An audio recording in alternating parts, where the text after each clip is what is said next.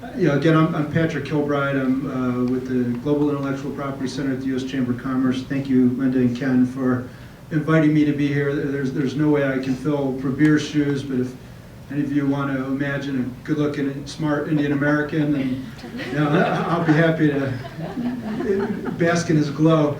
I do want to address some of the sort of broader considerations that I think Prabir would have brought up, and beginning with rule of law and IP as two of the core competitive advantages that the United States enjoys in the global economy. And then to talk about how those two factors come together to drive America's strength in the innovative global economy, and finally how TPP reinforces those advantages and makes the model available to our trading partners and ultimately accrues to the benefit of the rest of the world. So first, beginning with rule of law, if you think about the core strengths of the U.S. economy, we have a strong, well-established, independent judiciary with many decades of jurisprudence and case law that we rely on. We have an Administrative Procedures Act that's the envy of the world that provides a great deal of transparency and openness, consultative process, in the way that we make and administer regulations. And we have an underlying infrastructure that goes across everything we do that lends a high degree of legal certainty to our economic activity. The Peruvian economist Fernando de Soto, in his book, The Mystery of Capital, looked at what made capitalism work so well in the United States and at the time not as well in Peru. And he zeroed in on a few things. One of the ones that I thought was interesting is he said, the U.S. has a postal service that assigns a distinct address to every household in the United States. And a creditor can deliver bills, and there's a system of accountability that lends fluidity to the system. He said, in Peru, we don't have anything like this, and as a result, individuals, small businesses can't have access to finance, they can't collateralize their property to be able to invest in a business activity, for instance. And he says these are some of the key differences. So rule of law, I think, is fundamental to everything that we do in the United States, but especially to innovation. It takes me to intellectual property. Intellectual property was enshrined in the U.S. Constitution. Article 1, Section 8, from the very beginning, our founding fathers made sure that the U.S. Congress had the right to promote a limited period of exclusivity for inventors and creators, and to make sure that we respected the work of individuals and enabled them to benefit from their own work. President Lincoln talked about this. He said, intellectual property provides the fire of incentive to the fuel of ideas. He said, the person who grows the corn should eat the corn. Well, those are basic fairness issues, but there's really more to it than that as well.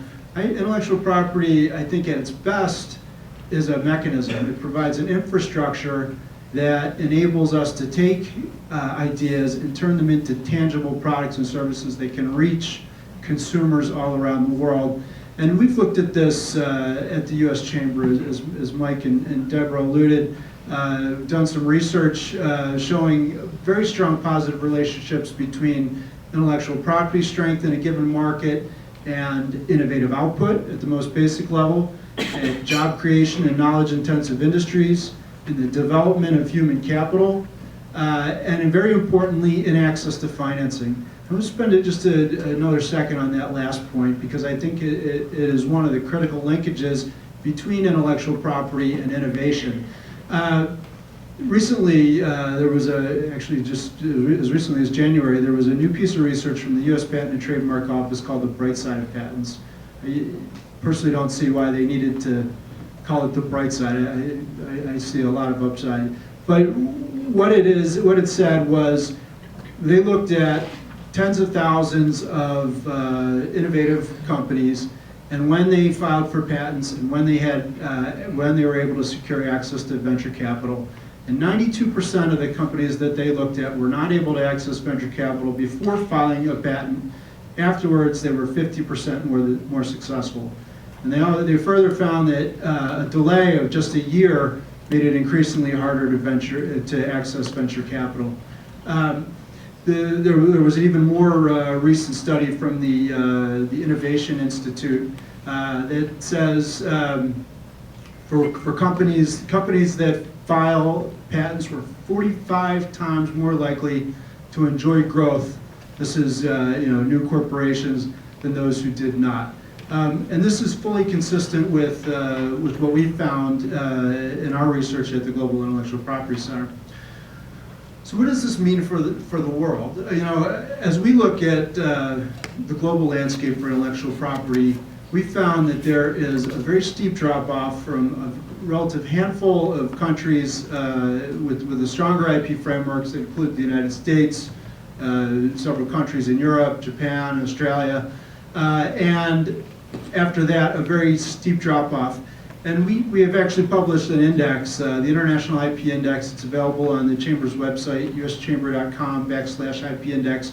We looked at 38 economies this year, and no single one of them is alike. The highest score is the United States at 28, UK, France, Germany, Switzerland very close behind, as is Singapore, down to a little less than 7, Venezuela is the lowest ranking country.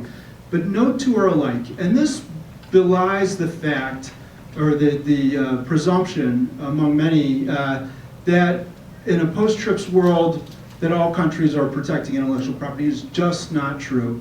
TRIPS standards represent a global minimum, is very important, but it does not reflect a standard that provides an effective level of protection that enables countries to enjoy all the benefits that a strong IP system can provide. And so as we look at efforts to broaden exceptions and limitations in the patent space, fair use for copyrights, in the tech sector, we see efforts to broadly apply an essential facilities doctrine. Across the board, these fair-sounding words underscore an effort to drive big holes in the intellectual property system and the incentives that it provides for inventors to bring products to market, to be able to have the legal certainty that allows them to access financing.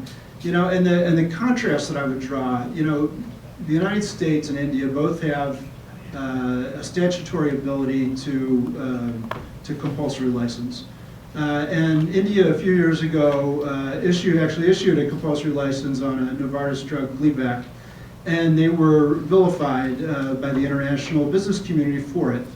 And as we've talked with the Indian government about this many, many times, the comeback is always, well, the United States has this ability too. And in fact, they've even exercised it at various times in history. And our response is simply this. The United States has created an environment where innovators feel that the system works fairly, that there's jurisprudence, there's a track record that over time enables them to invest in their innovations with confidence. It allows investors to look at a patent or a copyright or trademark and see that as an asset that can hold value over time.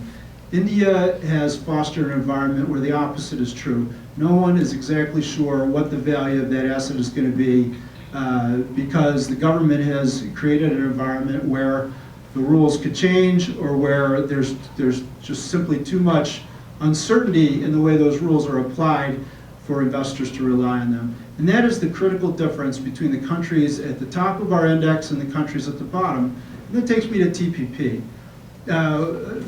Mike described very well some of the specific elements of the TPP, and I won't put too much into that except to say that the TPP reaffirms the base level incentive for innovation. That is, it reaffirms the global norms on terms for patents, copyrights, trademarks, but then it goes beyond that to what some people call TRIPS Plus provisions.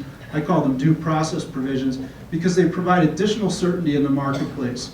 So these are things like patent linkage in the patent space. It's terms like cooperation with between rights holders and internet service providers in the copyright space. It's things like trade secrets. that provide a base level of criminal liability for trade secret theft. And without these provisions, uncertainty reigns. With them, countries can begin to see greater investment in the innovative space. And I'll mention a few countries in particular that we've seen that have done a good job. Singapore, over a number of years, has invested in its own system and has seen investors flock to that country. Malaysia and Mexico are the top two middle-income countries in our index. Israel made a specific investment in life sciences IP, and over a 5-year term saw that industry sector take off in their country. So it can work when it's rigorously applied. What doesn't work is half measures, and that's why we're so strong in the TPP as a model for what we can do on a much broader basis going forward. Thanks, Linda.